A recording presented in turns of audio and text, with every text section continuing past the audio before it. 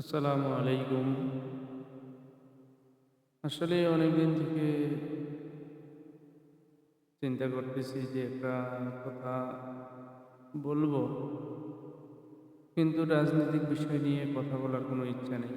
কিন্তু তারপরেও মনে হচ্ছে যে না, বর্তমান বাংলাদেশের রাজনীতির প্রেক্ষাপট এমন হয়ে গেছে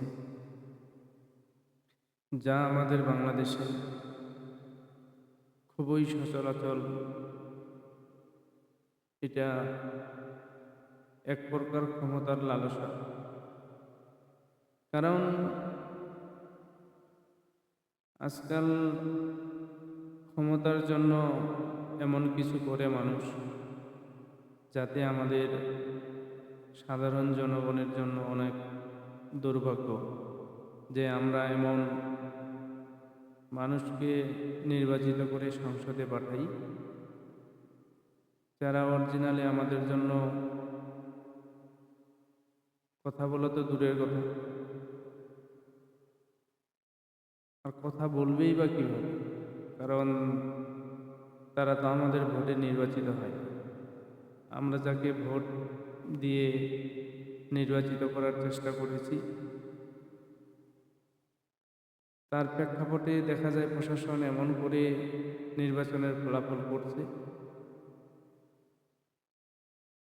প্রশাসন যাদের পা চাটতে পারবে তাদেরকেই মূলত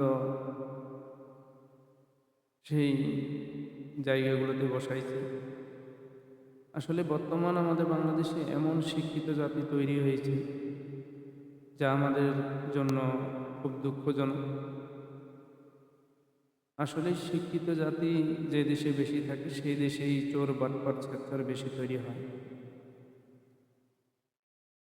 তো দেখেন, এই যে মন্ত্রী পরিষদ গঠন হইল, এমন এমন লোককে মন্ত্রী পরিষদে বসানো হইল যাতে যারা ঋণ খেলাপি তাদেরকে সংসদে বসানো হয়েছে। আসলে এতে কি আমরা ভালো কিছুর আশা করি? কোনোদিনও না। জানি না কতটুকু সংসদে আমরা ভালো কিছু পাব। আমরা আশা করব যে তারা আগের ভুলগুলোকে সংশোধন করে আবার ভালো পন্থার রাজনীতিতে ফিরে আসবে এবং সাধারণ জনগণের জন্য তারা সংসদে অধিবেশনে কথা বলবে। এবং কি একটা জিনিস যেন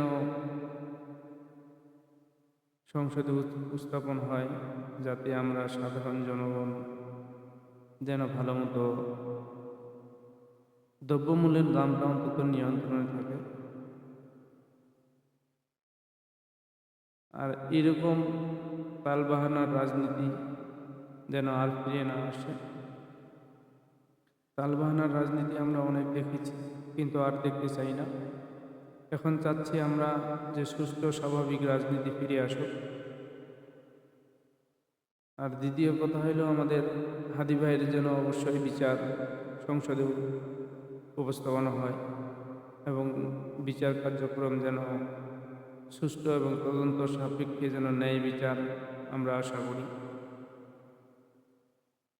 যদি হাদি ভাইয়ের বিচার ঠিকমতো আমরা সংসদ থেকে পেতে পারি, তাহলে মনে করব যে না, আগামী দিনগুলো, ভবিষ্যৎ আমাদের জন্য খুব ভালো। এবং অবশ্যই বিচার বিভাগ যেন নিঃস্বাধীন থাকে। বিচার বিভাগ যদি নিঃস্বাধীন না থাকে, তাহলে বাংলাদেশের জনগণ কোনোদিন স্বাধীন বিচার প্রয়োগ করতে পারবে না। বিচার বিভাগ যেন এমন থাকে যেন কোনো সাধারণ জনগণ যেন নির্যাতিত না হয়, এটাই আমার রাজনীতি দলগুলোর কাছ থেকে চাওয়া।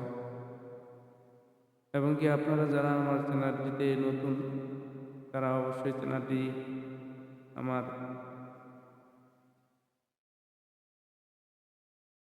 ফলো করবেন